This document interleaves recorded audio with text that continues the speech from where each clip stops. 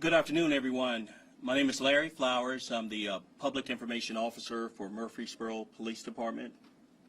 We appreciate each and every one of you for coming out this evening. Before we get started, I want to recognize City Mayor Shane McFarland is here. He will not be speaking. He made statements earlier today. Some of our detectives, our Police Chief Michael Bowen is here, as well as Sheriff Mike Fishew with Rutherford County Sheriff's Office. And joining me with comments today will be James Evans with Rutherford County Schools.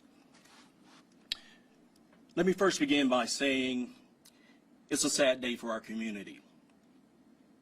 This was simply a senseless act of violence that never should have happened. Our heart goes out to the family of the person who died as well as the person who was injured. We do have an update as of 4:25 this afternoon. A 17-year-old juvenile has been taken into custody. He was arrested with assistance from Clarksville, Tennessee Police. He is in custody as we speak. So now the community can rest assured that we were able to get this killer off the streets. The Murfreesboro Police Criminal Investigation Division homicide detectives have been working literally around the clock. They've been working to get a resolve to this particular case, developing a suspect overnight, and moving forward with an arrest today. The 17-year-old, we were able to obtain juvenile petitions for first-degree murder.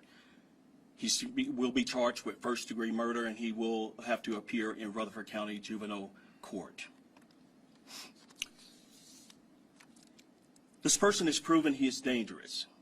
He especially firing into a crowd of people as they were leaving the Riverdale High School graduation on last night. That's why it was so important for us to get him off the street, a violent and dangerous individual.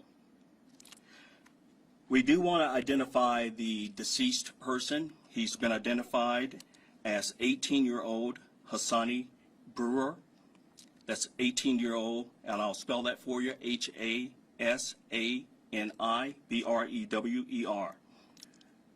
The other person that was injured has been identified as a 17-year-old, and since he's a minor, we will not be releasing his name. We understand his condition has been upgraded to stable. Last night he was in critical but stable condition. He is now in stable condition. And I do want to recap about 8:51 Wednesday evening. MPD officers responded to the MTSU campus for a report of a shooting. MTSU Police as well as Rutherford County Sheriff's officers were already on at that location because of the graduation. Now, when MPD officers arrived, they found two victims near the tennis courts between next to the Murphy Center. Now those, of course, one person died, and of course the other one was taken to the hospital where, again, he's in stable condition.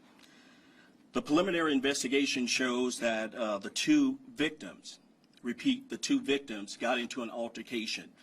They began fighting. The fight spilled over to the tennis courts, and that's when the shooter, the 17-year-old shooter, took out a gun and began firing. And we all know the results. It resulted in the death of one person and the injury of the other. You know, there could be pending charges against others, but that part of the investigation is still active.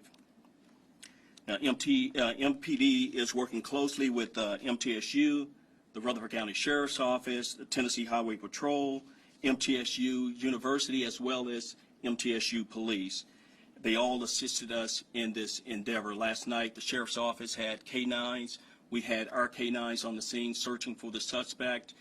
Metro Nashville Police sent a helicopter, and they were able to help us, assist us via the air, trying to locate the suspect. And I wanted to kind of paint a picture for you guys. The graduation was just ending. People were leaving. This fight began. So just imagine the chaos when shots rang out. And so we've been questioned about, you know, why haven't we released a description of the suspect? That suspect blended in with the crowd of people as he walked away. So people started running, he started running. So people, unbeknownst to a lot of people, the shooter was right beside him. So that's how he made his getaway. And that's why we were so determined to make sure we got this guy off the streets. And we're, again, glad to report that he has been arrested with the assistance of Clarksville Police. We want to keep in mind that investigations of this nature, they take time.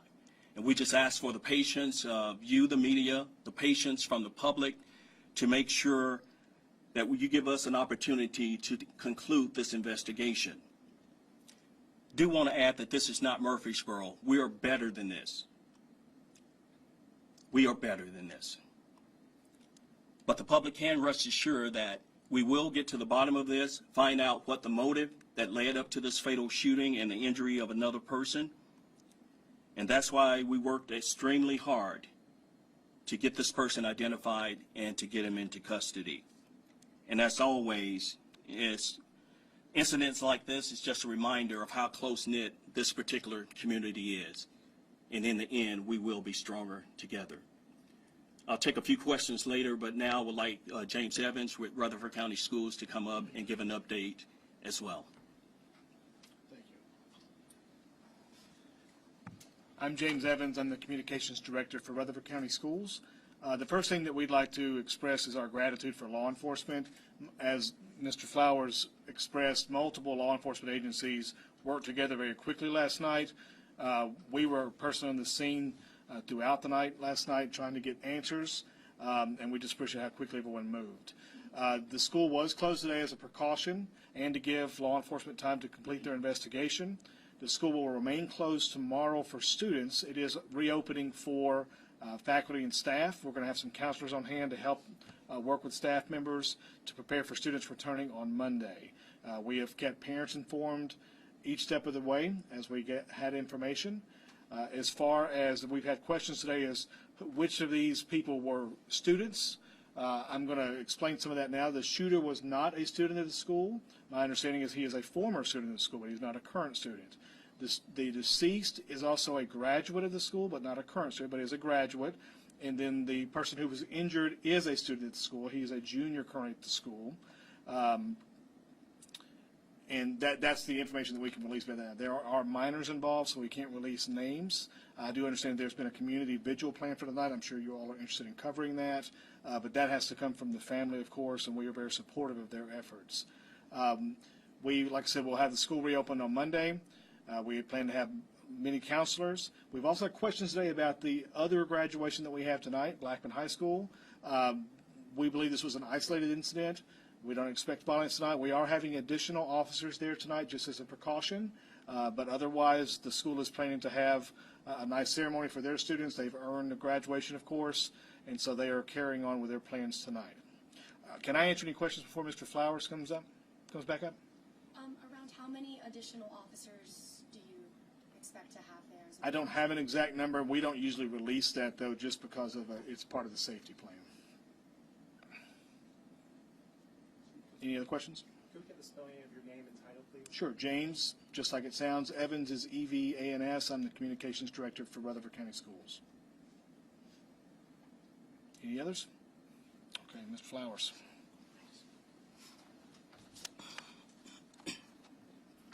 Any questions? You said that the victim's name, the person who died, 18-year-old Hassani, was it Brewer? Yes. Does he also go by Sonny Gant? That's his family has said that is his name and that Hassani Brewer is his legal name. I just wanted to confirm that. I have not spoken with the family. From looking at his Tennessee driver's license, this is the name that's showing. Can you spell his first name one more time? Hassani. And we got a slideshow going on here.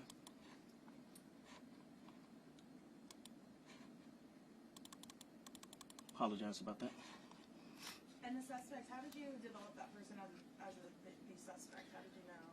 That's part of the investigation. The important thing to note here is he's now in custody and no longer a threat to this community. Where did you guys find him?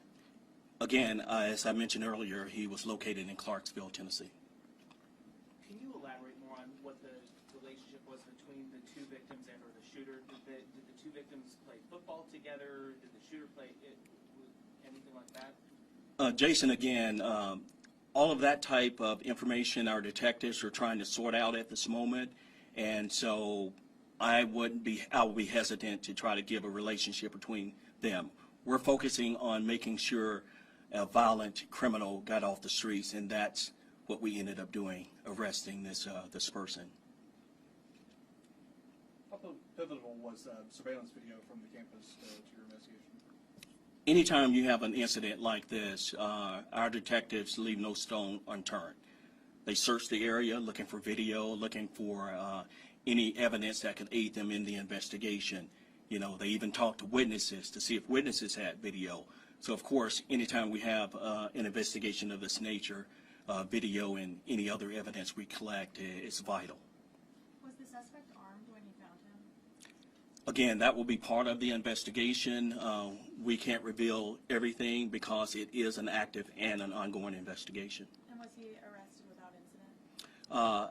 As far as we know, he was arrested, taken into custody with no problem by Clarksville, Tennessee Police. And does he live in Clarksville or does he live here in Murfreesboro? From what we understand, he is a Murfreesboro resident, but again, you know, you had a violent killer that shot into a crowd of people on a college campus, and of course, he's going to try to make a run and get away from the area where the crime was committed, so therefore, he fled the area.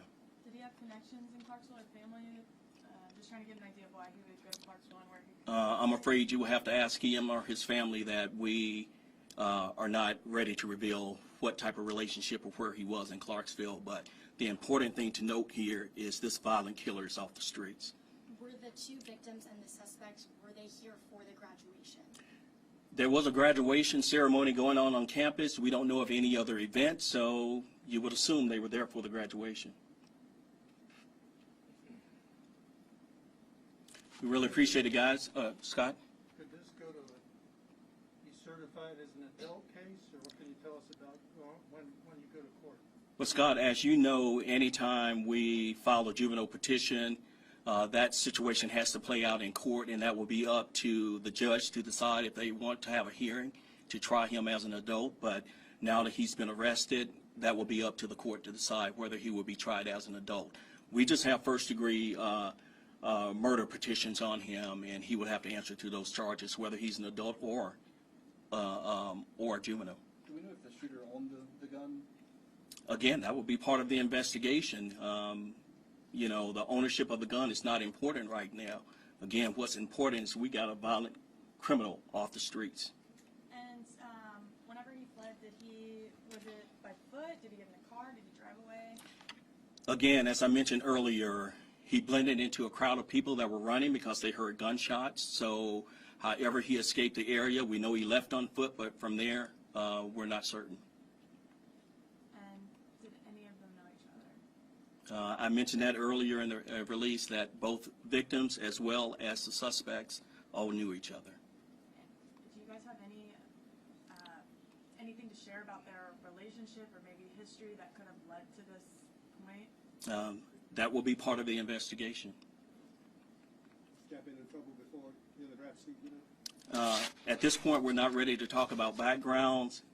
Again, as you know, the problem we had last night is we had a shooter on the loose, a killer, a cold-blooded killer that will open fire onto a crowd on a college campus as children. And these are children. Regardless of ages, these are children that were celebrating a night that should have been special for them that ended in gunfire. So you just imagine, you know, how that played out. So, you know, again, we're just happy that we were able to arrest this child. And you said that he's a former student. Is he a graduate? I will have to defer to James Evans. He's with Rutherford County Schools. The shooter. Of Riverdale? Former student of Riverdale. We appreciate it, guys. Thanks, and I do apologize about last night. I was in Boston on training. Was able to stay up 3, 4 o'clock in the morning making sure all the media inquiries got answered. So I do apologize about that, and that's why we made sure we accommodated you guys after I flew back in. Thanks. Have a great one. You get to spell your